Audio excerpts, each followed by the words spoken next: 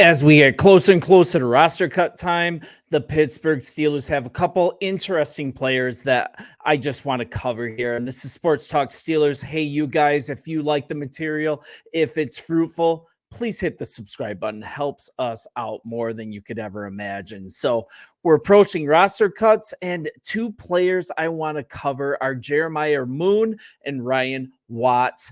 I think they're going to make the roster, but standout performances in this upcoming game against the Lions, it might solidify their spots. And trim down is from 90 players to 53, and we've got the preseason finale to watch against the Detroit Lions, and we're talking bubble cuts. So edge rusher Jeremiah Moon and Ryan Watts is kind of a hybrid player. He's kind of a cornerback / safety.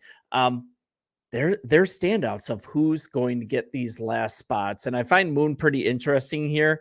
If you want to, check out the story on The Athletic. It goes through all of the possible roster cuts here, players on the bubble. It's just really worth your time. So we're looking at Moon, edge Jeremiah Moon. He's really shown some promise throughout the preseason, especially in week 1. He got his first sack as a Steeler.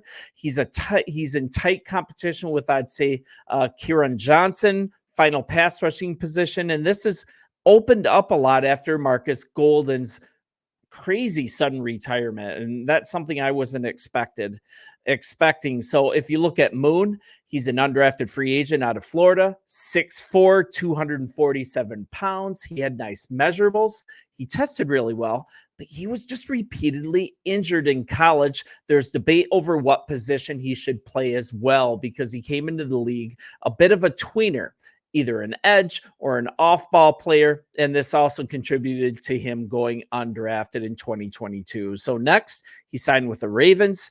He was on the practice squad as a rookie, kind of bounced back and forth to the active roster in 2023, and then he had his first league action playing 8 games last season, 12 total tackles. He had a heavy contribution on special teams as well, and what might have gotten him on the Pittsburgh Steelers radar is that he had 2 forced fumbles against the Steelers last year. That probably put him on the radar, and it looks like the Steelers see him as an edge. He's raw still, but he just has tons of potential. And to kind of get to the next player, Byron Johnson, he's in the mix for this spot too. He's a speed and agility guy. He made a pretty good impact in the second preseason game, and he could be a valuable asset for the defense if he is the player that's chosen.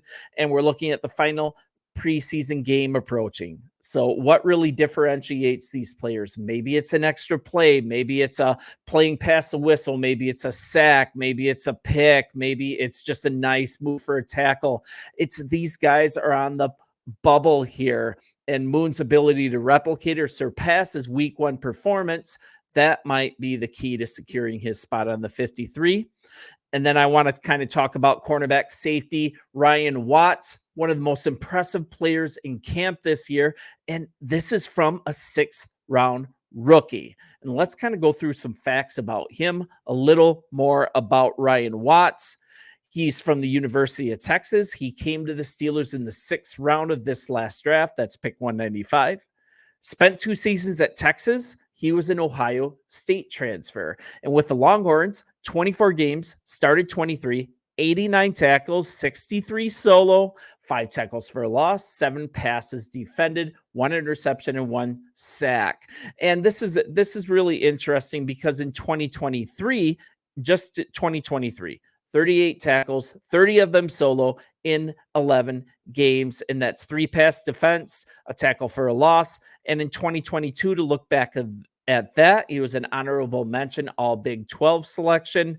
And smart guy too, named to the academic all Big 12 first team in 2022, and a member of the Big 12 Commissioners Honor Roll in 2022 as well.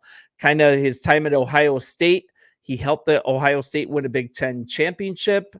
He was also a Sugar Bowl champion, and they had that appearance in the college football playoff national championship game in 2020. So this guy has shown some pop. He's been a valuable player in college, and it's kind of, I just want to showcase some players that are players to watch in this last preseason game, because you're not going to see as much of the starters. And these guys are fighting for their jobs, literally. And this is to hear directly from Watts when he got the call from the Steelers. I feel like all my hard work really paid off. I have to be thankful for God, to God being in this position. I had a lot of trials and tribulations. I'm just here to finally be part of a team so I can go ahead and get to work, put the odds to rest. I've got a lot to prove. Having that edge, having a lot to prove, it makes you most dangerous man in the room. I'm ready to work. And yeah, graduated from Texas same weekend. He came to Steelers minicamp. The thing about Watts is that he is flashing in the preseason, and you can only play against the competition that is there. So it's not always against starters, but we just got to look at this performance for what it is. He led the teams in tackles this last game, and he showed a lot of versatility. He made some impact as really a hybrid player as a cornerback and safety. There's also kind of some discussion around Pittsburgh, around Steelers country, possibly overtaking veteran safety Kazee for a roster spot. That's interesting. I think it's unlikely, but with a standout performance in this last preseason game, literally anything is possible. He's shown that he can play at a high level. If he can continue to do better, if he can continue to excel, he can earn a spot on this roster. Just a dynamic and versatile player as a defensive back. And yeah, look for these two players as they play the Lions. You guys, as always, you comment and I answer. It's always fun and interesting, and just appreciate the support so far. And yeah, enjoy the game against the Lions, and we'll talk soon. See ya.